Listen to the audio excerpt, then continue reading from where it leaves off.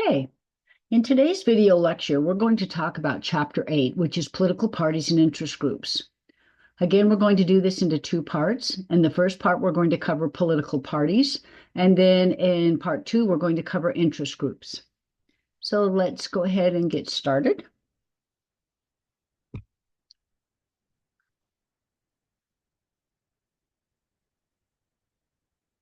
Political parties are organized groups that attempt to win control or influence the government. They do this by electing members to office. In other words, getting people elected. It's what political parties do. Identification or support for or of a particular party or cause is known as partisanship. So individual voters' psychological ties to one party or another party is known as party identification. Political parties play central roles in mobilizing citizens to vote in elections. Political parties also play a significant role in the voting process. In elections, parties tend to form in one of two ways. One we call internal mobilization, which are conflicts that prompt officials and competing factions within government to mobilize popular support. Or we can see external mobilization, where groups outside the government organize popular support to win governmental power.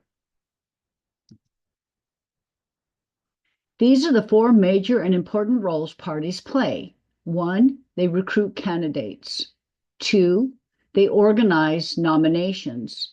Three, they help get out the vote, or sometimes it's called mobilizing voters. And then fourth, organizing power in Congress after the election takes place. So let's break down each of these a little deeper.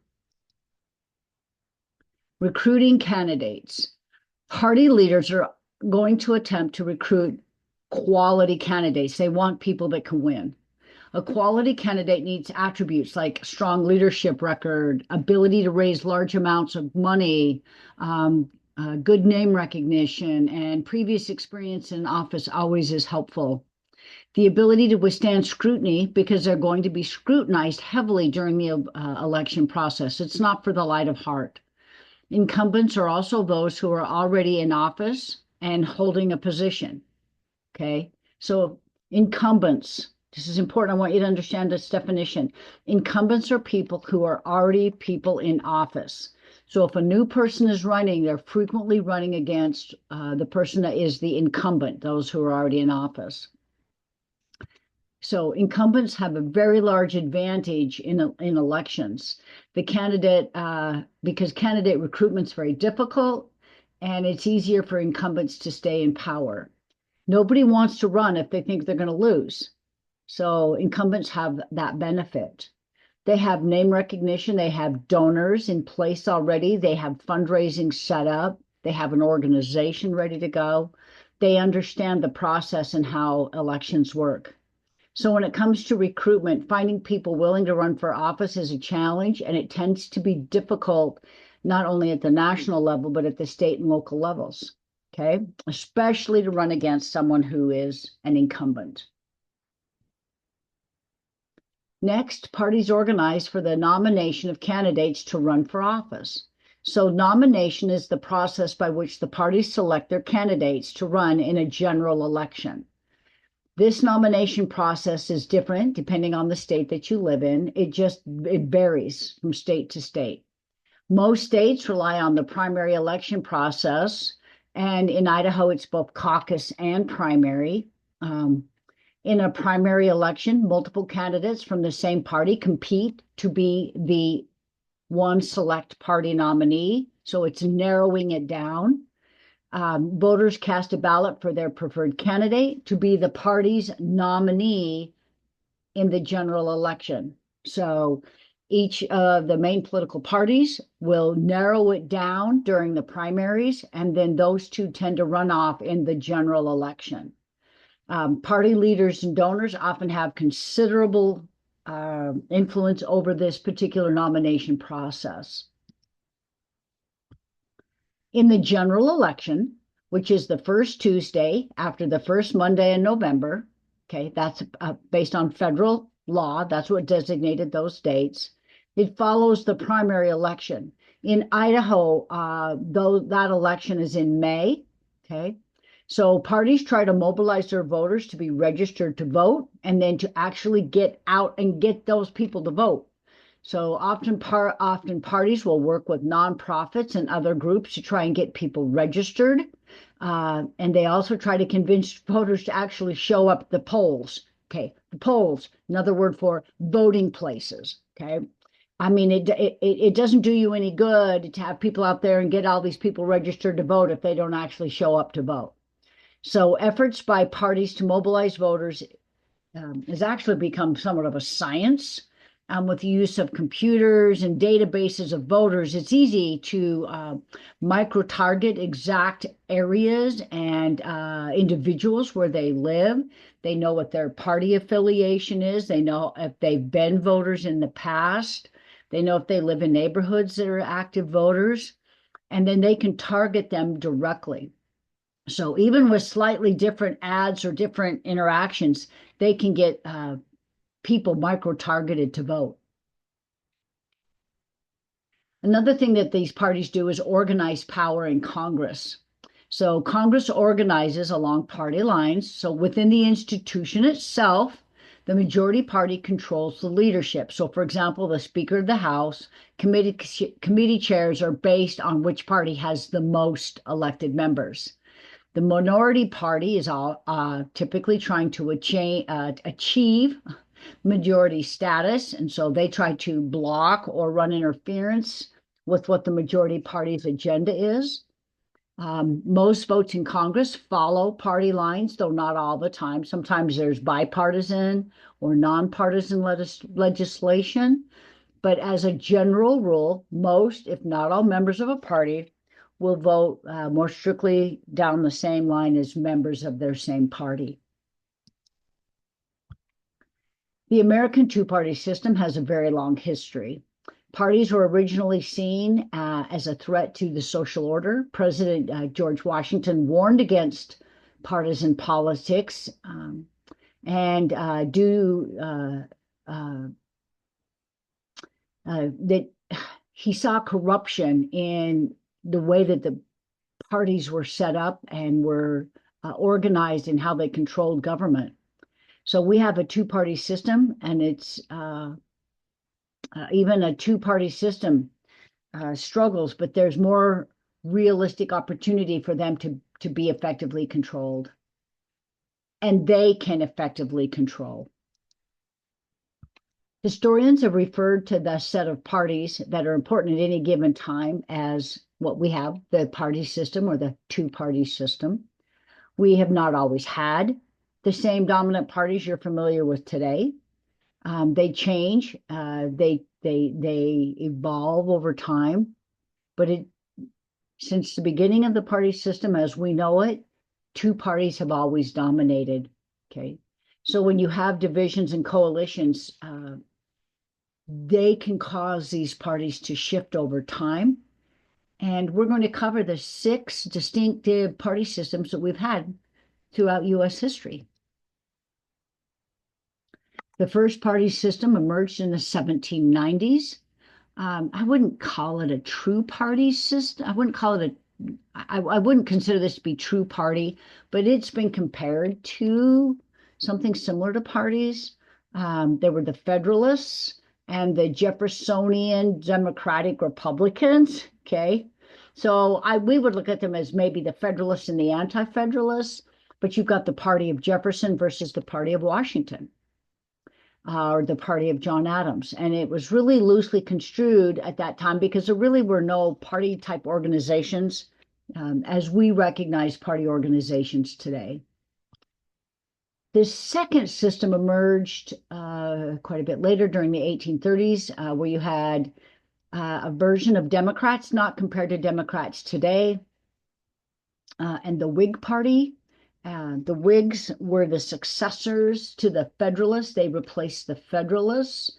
And you're welcome to take your time and look at these slides. I'm not going to spend a lot of time. You can look and see who identified where on your own. It's also in your book. The third party system emerged during the Civil War. We had the Republicans who replaced the Whig Party. In fact, the Republican Party was a relatively new party. It wasn't brand new, but it was a relatively new party. And then there were the Democrats at the time, again, not similar to Democrats of today. Okay. So you're welcome to look and see who these individuals represented. Abraham Lincoln, we know, was a Republican, but he was originally a Whig. The fourth party system came during the 1890s. Again, the Republicans and the Democrats, as you can see, who they supported, who they didn't. The fifth party system emerged during the 1930s. Republicans and Democrats, again, differences in what they thought. I would still suggest not similar necessarily comparatively to the Republicans and Democrats today. But the Democrats of that era were the majority party for a long time, for nearly 60 years, 6 decades. The sixth or modern party system, what we would consider how we recognize parties today, emerged during the 1960s, the civil rights era. Again, we still have the Republicans and the Democrats, but the differences is the Republicans won the support of Southerners with Nixon's Southern strategy. Some argue it was because of President Johnson's Civil Rights Act pushing to get that Civil Rights Act. And that's when this really big shift started to occur between the Democrats and Republicans of today. President Reagan added religious conservatives under that umbrella of the Republican Party, working class whites to the coalition. The Democrats retained the support of racial minorities, union workers, upper middle class professionals, some lower class, what would be considered low class, working class individuals. Okay. And then this is an interesting movement that began in 2009, the Tea Party movement. Some of you may be familiar or to remember this. It formed to oppose President Obama's agenda, specifically to oppose any kind of a national health care system. It was a powerful insurgent faction that came from within the Republican Party. This was not just some spontaneous, nonpartisan movement. It supported conservative challenges in an attempt to oppose mainstream Republicans in their primary election. So they were trying to replace traditional Republicans with what they would have been considered Tea Party candidates. They hoped that they would gain more support and be less mainstream Republicans, that they'd be less willing to compromise on conservative principles. They were successful, I would say, because in 2010, about 32% of their candidates were successful. Once in office, their movement led to Donald Trump in 2016. I mean, these things, it was just one presidential election away from 2012 when President Obama was last elected.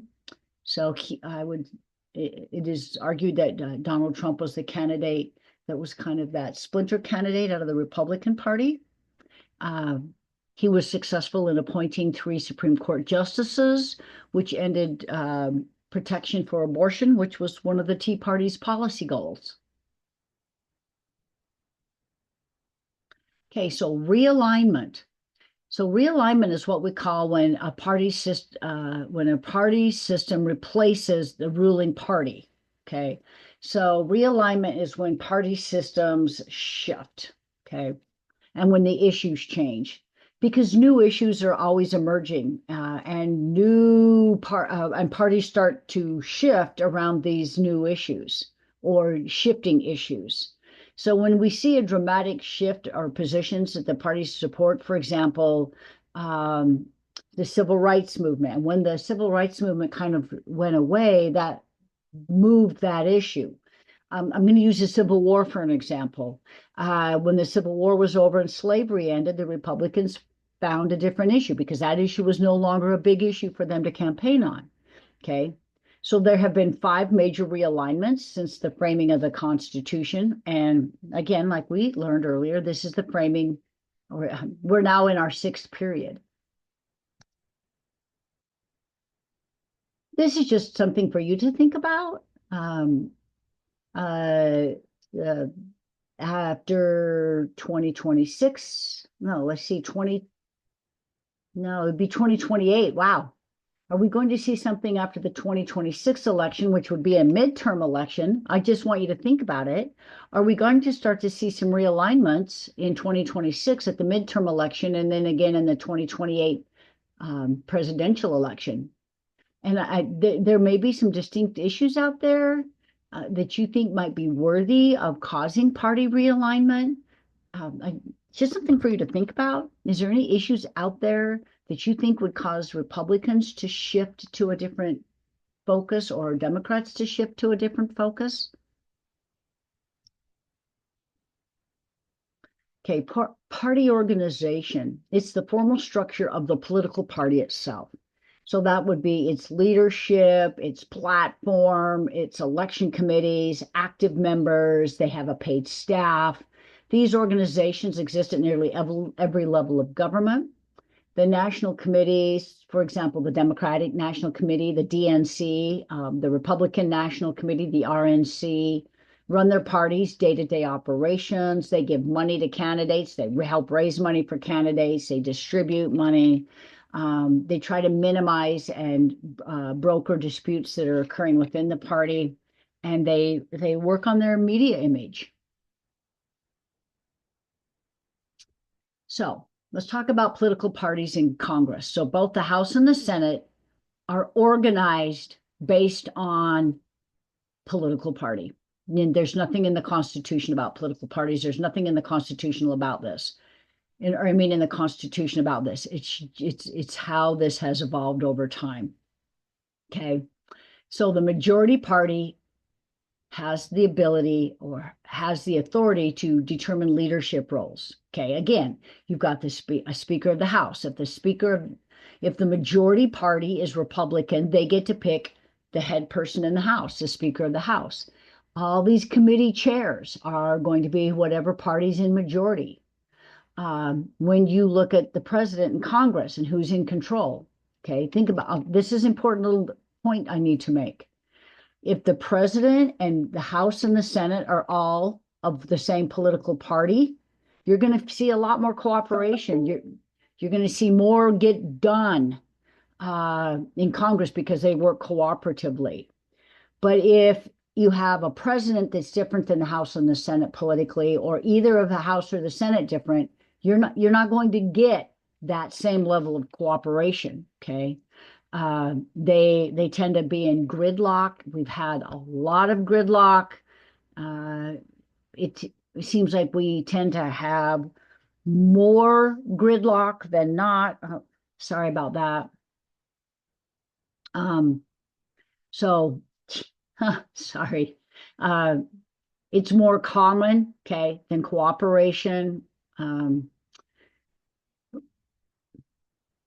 Especially after midterm elections, yeah, there tends to be a shift. If there's been a tendency for cooperation, you're going to see it shift to more gridlock. Okay. So the president is considered the de facto head of their party, and whatever the office of the president is, that is considered to be the party in power. Okay, I want to talk about third parties for a minute.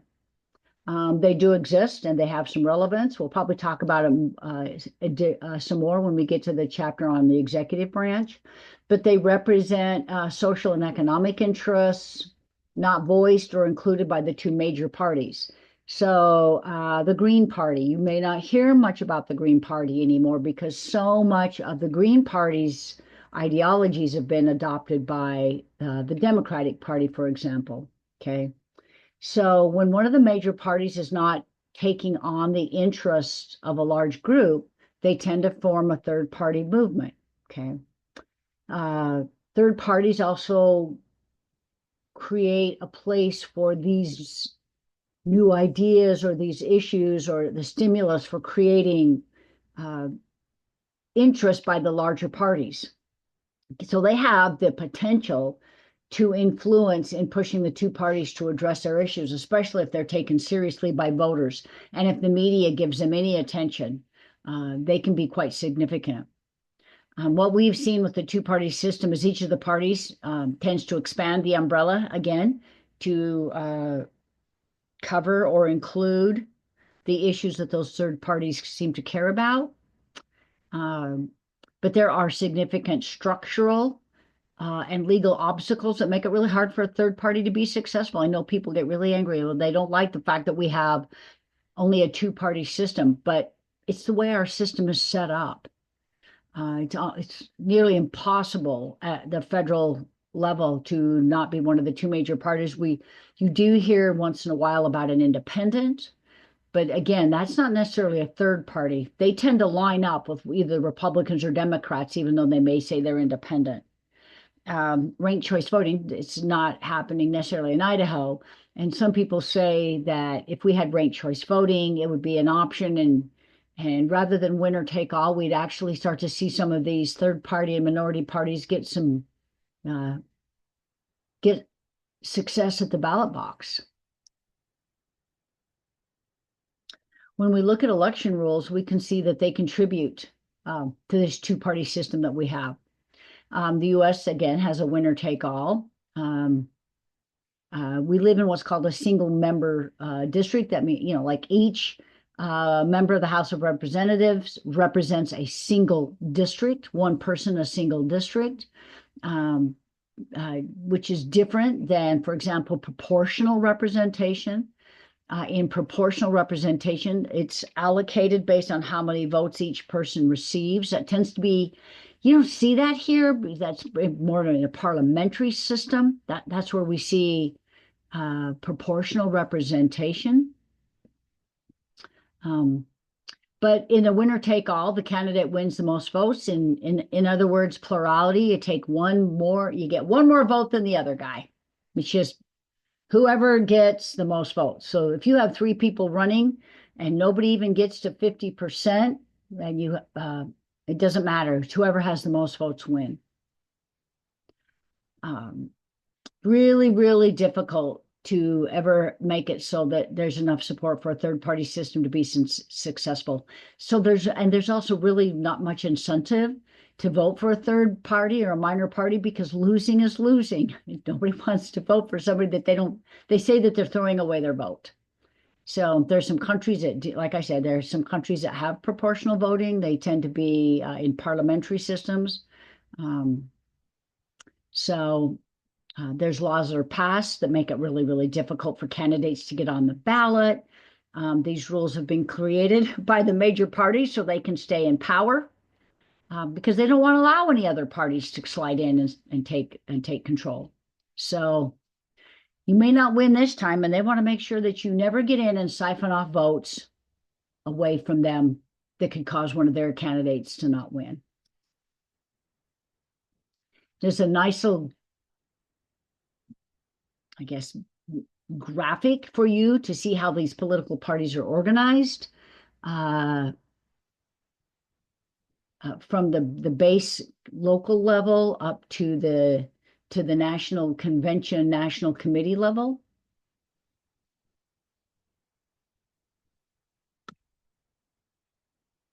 When we look at policies and policy, the parties differ substantially, and it does really manifest itself when you look at their agendas, and I would suggest when you look at their political platforms,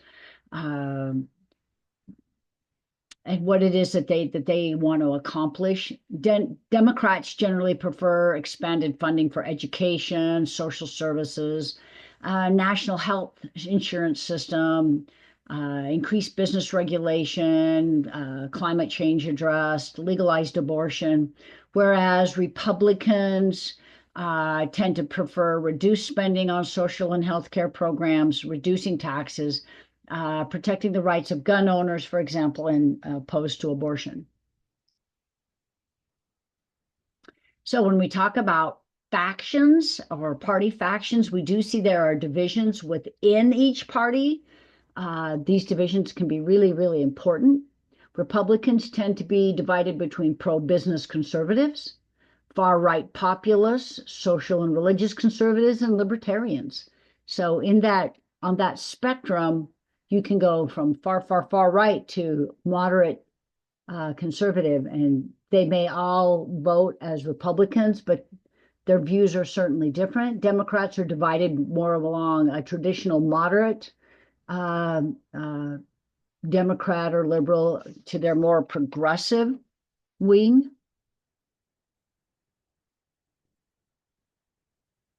Okay, let's talk about party identification.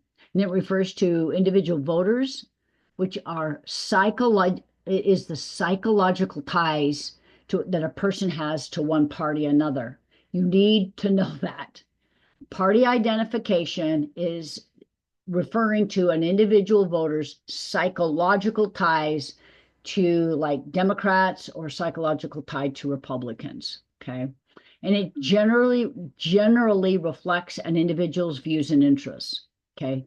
So we've noted over time that more and more people are tending to not identify with one specific party, and they call themselves, like I said, an independent. But even independents tend to lean towards one of the major parties. They don't necessarily want to throw their vote away either. So party attachments that are formed in our youth are likely to last beyond our youth unless something significant changes. Um, that's something we see now. It doesn't mean if you're a Republican or a Democrat that may not change, especially from when you were younger, but it's more likely to. It tends to be the case. Many voters rely on partisanship in local races like that. They like, well, I know who I'm going to vote for. I don't have to learn a lot about the candidates. I can just choose the person I'm going to vote for based on what political party they are. Um, uh, Party activists, the people that really get out and campaign and push, tend to be those who are the strongest they identify with one particular party very, very clearly. And they tend to contribute a lot of time, energy, and effort to support their candidates and get them elected. Okay, here's some interesting trends that you can see that have occurred over time. It's a nice little diagram as far as Democrats and independents go from 1970 through 2022. It'll be really interesting to see. You can see where independents are. Independents outnumber Republicans and Democrats currently. So let's see what happens. This could shift. Okay, let's talk about affective polarization. So for the last 2 decades, divisions between people who affiliate as Republican and Democrat have been growing. And you've heard about polarization.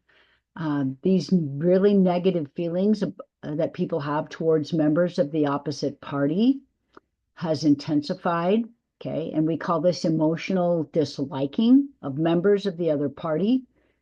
Okay, these affective polarization, and I've seen it. I'm sure you've seen it. We've seen it. You've may have had issues with it on a personal level. And it's like we are demonizing individual members. So if I'm a Republican and you're a Democrat, you're a bad person because you're a Democrat, or vice versa. Okay.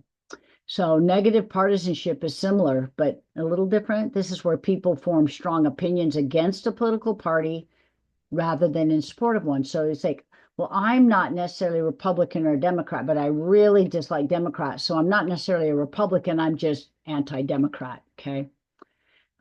So that's how negative partisanship works. Both effective polarization and negative partisanship have increased significantly since 2016 based on surveys information. Now, another concept I want to bring out is this idea of retrospective voting. This is voting to reward or punish the incumbent party for their past performances. You may vote for whoever the incumbent is, the person who's in office, because you don't think they've done a very good job. So you don't vote for the other person, but you vote to reward or punish that person. Okay. You think they performed poorly, or you want to punish them. So I'm going to go ahead and close part 1 of this video here and encourage you to watch part 2 of this video, or part 2 of this chapter.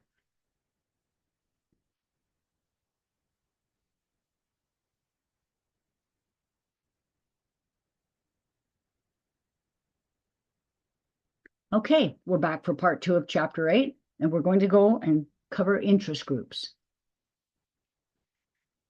Okay, interest groups are organized that try to influence governments, programs, and policies. In other words, they're trying to get their policies adopted, not their candidates, their policies. Okay, so hopefully you know what the difference is.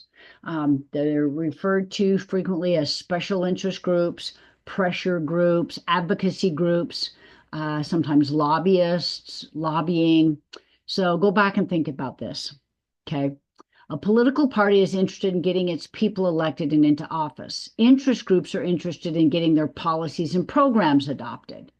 So different goals. One's about getting people in, one's about getting policies or interests adopted. Okay, that just makes this a little easier for you to remember. So the difference between the two is one trying to get people, again, the other's trying to get policies. Sometimes interest groups are confused with what we call political action committees, or PACs. Generally, an interest group creates a political action committee, because a political action committee is the money-making, money-giving arm of an interest group. So I've been a member of a PAC before. I was part of an interest group, and that interest group raised money, but the interest group doesn't donate money. It was the PAC, the Political Action Committee of the interest group I belonged to, that donated money to candidates that we wanted to have elected. So they're the money makers. PACs are money makers. Again, interest groups different from political parties. Interest groups want policies. Parties are trying to get people elected into office, but political action committees are about the money. Okay, let's talk about this concept of pluralism. You need to understand it. James Madison argued that government encourages, he says, factions counteract factions, okay? And that we needed a multitude of factions so that one faction didn't get out of control. That's in Federalist number 10. So this multitude of interests prevents any one single group from dominating all of the others.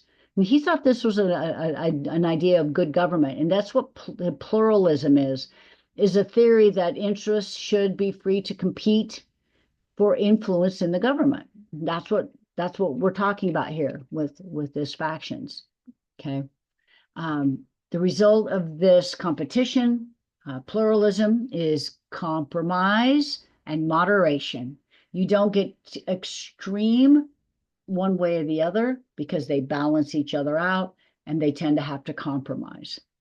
So moderation, you don't always get what you want, and you're competing against other interests, so people have to compromise to get some sort of solution. However, at least something that we should recognize with pluralism is we really have unequal representation. There are no organized groups for homeless people or for the poor, okay? So some critics of pluralism that talk about these factions say that there's an upper class bias. The quote is, "The flaw in the pluralist heaven is that the heavenly chorus sings with an upper class accent." Great quote, okay? You're more likely to join a group, donate money to a group, contribute your time to a group, if you have the income that allows you to do so. if it gives you the freedom and the level of education and a professional occupation that allows you to have that kind of an impact and that ability to associate with these different interest groups. People that are poor or homeless just don't have that same benefit. Therefore, they can't work to elect candidates, and they can't work to enact policies that would benefit them.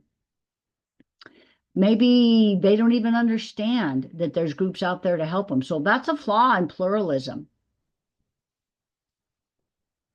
Okay, let's talk about different kinds of interest groups. There's a lot of different types. We've got corporate groups, we've got trade associations, we have labor, we have professional associations, citizens group, interest groups. When we look at all these different groups, there's a lot of different groups out there. And they have a job of trying to attract and keep members, which brings us to another point.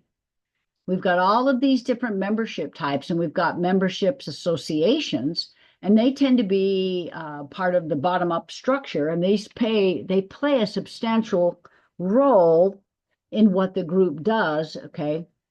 And they've got staff organization where they do most of the work. You just pay dues, and your association takes care of it for you. And there's nothing else. You just, hey, I belong to this group, and I pay my dues, and it's good enough for me. They do all the work because you're paying somebody else to do all the work. But that brings us to something that's called the free rider dilemma that occurs when we're talking about these interest groups. Some benefits of a group is what it is that they're fighting for. It's available to everybody. It doesn't matter. You don't have to join to get that benefit, okay? These are called collective goods. Okay, so collective goods present some problems for interest groups because there's a strong temptation for people to be a free rider. Okay, why would you join a group that fights for clean air when you don't have to, and other people that are willing to pay and do all the work are going to make it so you get clean air or safe water or save the whales or whatever that may be? Okay, so everybody can benefit from it, and you get this free rider dilemma. I'm going to get this benefit whether I join or not. Okay, so how do you avoid or how do you overcome this free rider problem? Well, they try to have what's called selective benefits. These are benefits that are only available to the group. Okay, so there's four kinds of selective benefits. We have informational benefits. They get newsletters, programs, there's conferences they can attend, okay? There's material benefits for goods and services. There's solidarity benefits, which is the friendship, the network, the socializing. I consider the League of Women Voters to be something more of the solidarity benefit, okay? And then there's purpose of benefits, which is preserving goals or you serve a cause together. So these are the types of benefits you can get when you're a member. And if you don't, you're not going to get those benefits. So let's say I wanted to join Ducks Unlimited. Well, they're going to give me a koozie, and I'm going to get a cap, and I'm going to be eligible to come to their big dinner. And so I'm also going to get friendship and networking and socializing with people who think and care about issues like I do. And our money can go to saving the wetlands and different kinds of, so there are different kinds of groups, and groups that are really successful do a nice job of overcoming this free rider problem. Okay, here's a list of the different types of selective benefits and some of the specifics that you might want to take a look at.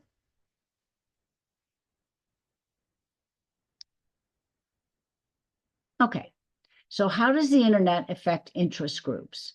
Well, we know that the internet has changed how citizens participate in politics. We've talked a little bit about it previously. Okay, we have online activist groups like moveon.org that have made it easier to organize members, to do petitions. It's made it inexpensive and very fast and efficient to communicate with members and mobilize them very quickly into action. Like we're going to have a protest at the Capitol tomorrow, for example. Okay. Makes it easier for them to create political change. It's also easy to engage members through emails, Twitter, social media, social platforms. Okay. They can streamline conferences and meetings. You could get on like Zoom or Google Meets and have a meeting with people from across the state that you never could have done previously. So the internet has really changed how we participate in politics and how we can join and participate in these different interest groups from virtual offices. The number of interest groups has grown exponentially over the last few decades. There are some explanations for this group also. One is as government has become more active and more complicated, these new groups rise up to defend or fight these changes that are proposed. Another reason is the increase in perceived public problems rather than industry problems. And the new politics movement generated interest group expansion. The new politics process movement of the 60s and 70s was shaped by the protests in that era. Okay, lobbying, super interesting. Interest groups try to shape policy through lobbying as well. So what's a lobby? Lobbying is an attempt by a group, generally there's money included here, okay? It's an attempt by a group to influence policy process. So Congress makes policy. It's all the rules, it's the laws that we live by. So lobbyists go in and they try to influence Congress in what laws and rules we're going to be living by. And they're trying to do this by putting pressure on government officials. Okay. So there are a lot of different methods that can be used to influence legislators or their staff. Okay. So they can give them specific information, okay, on key legislation. I'm thinking of one that has to do with Union Pacific Railroad and a lobbyist. Well, not every member of Congress is going to be an expert on the railroad. So they depend on these lobbyists to sit down in meetings with them or their staff and explain how the railroad works, for example, or what legislation they need to be effective or efficient or not so cost prohibitive, for example. Okay. They testify in front of committees and subcommittees. They provide information to agencies. They organize phone calls, emails, social media campaigns. I'm going to say members of Congress weigh in on hundreds, if not thousands of issues, and they can't be the experts. So lobbyists are not all bad. They tend to provide a lot of expertise to lawmakers on issues they would otherwise not know anything about. Okay.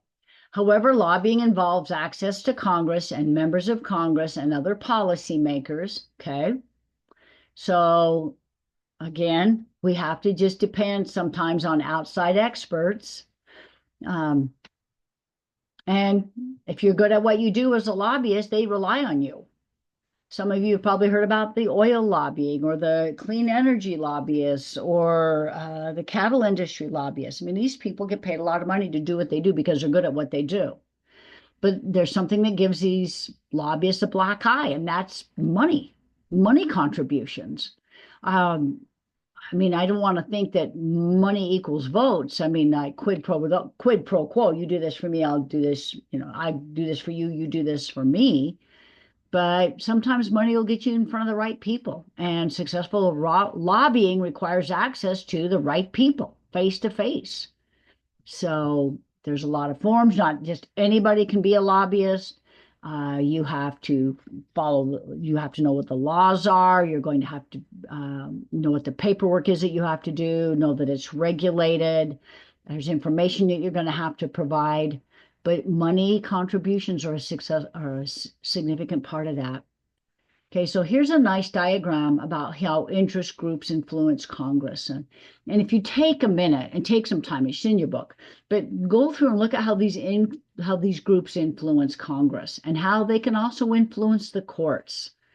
They can influence the president in the executive branch. They can influence bureaucracies and agencies. Interest groups try to influence the media, and ultimately, interest groups try to influence the public. They have a lot of different areas where they can go out and try to have an impact. But typically, when we talk about interest group lobbying, we're talking about trying to influence policy made by lawmakers, policymakers, okay, those who are actually creating law. Okay, iron triangles, and this may be a complex topic, and you may want to spend more time maybe looking in your book or looking at this slide, but it's really important, and I'm not sure people realize how much of an issue these iron triangles are, okay? And it are what they say they are. They are a triangle. So you've got an interest group, you've got a government agency, and you've got members of Congress, okay? And through these committees on different ends of so you look at these different ends of the triangle, okay?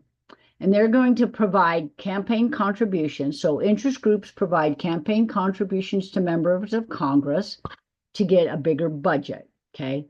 Then these agencies provide contracts that benefit members of Congress, okay?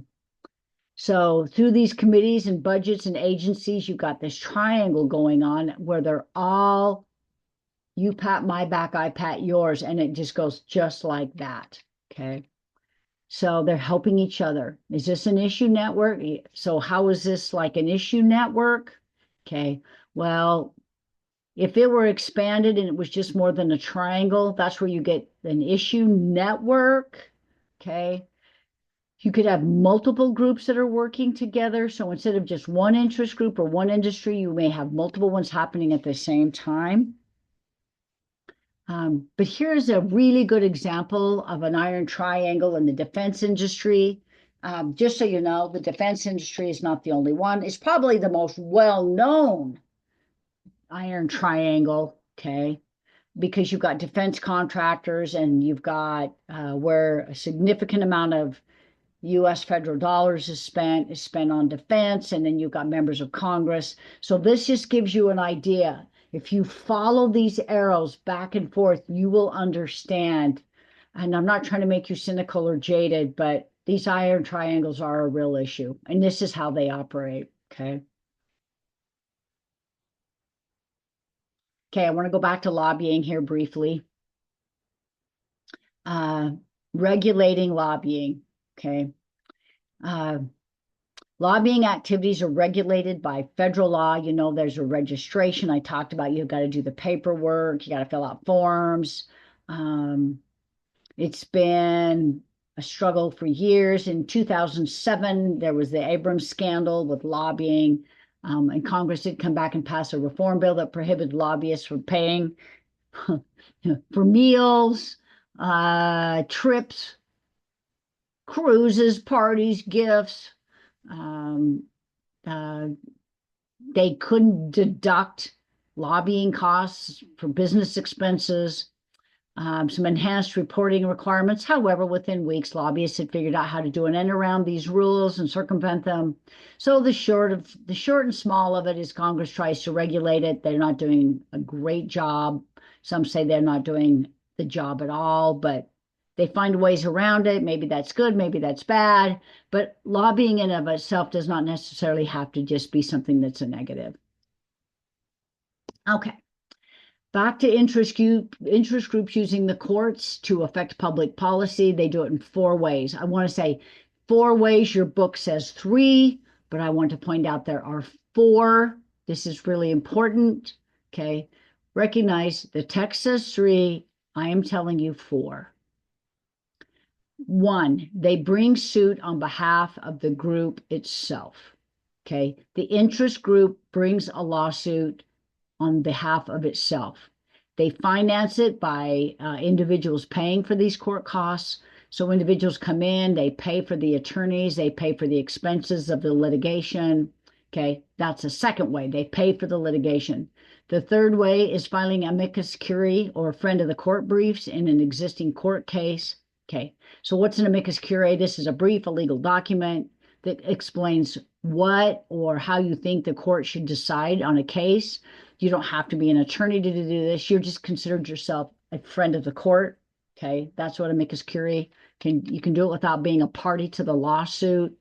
Um, the one that's not in the text is, so we've got amicus curiae. Okay, the one that's not in the text, the fourth one is that these interest groups have attorneys on staff, and these attorneys represent the individuals in court. Okay, so in these litigation efforts, these four different types of uh, steps that are used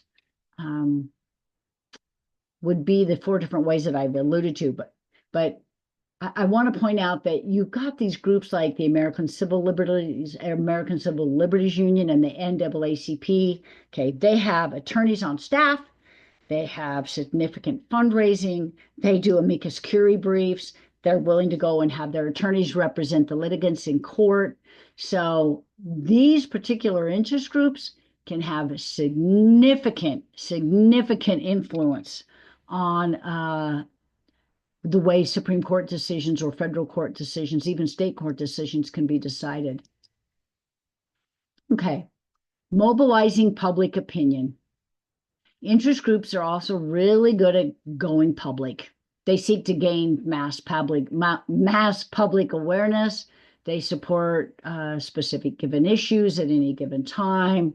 They could do institutional advertising. They organize protests, demonstrations. They do grassroots mobilization. They get petitions going to appeal to Congress. And when you throw the internet in, you can see how much of an influence these groups can possibly have.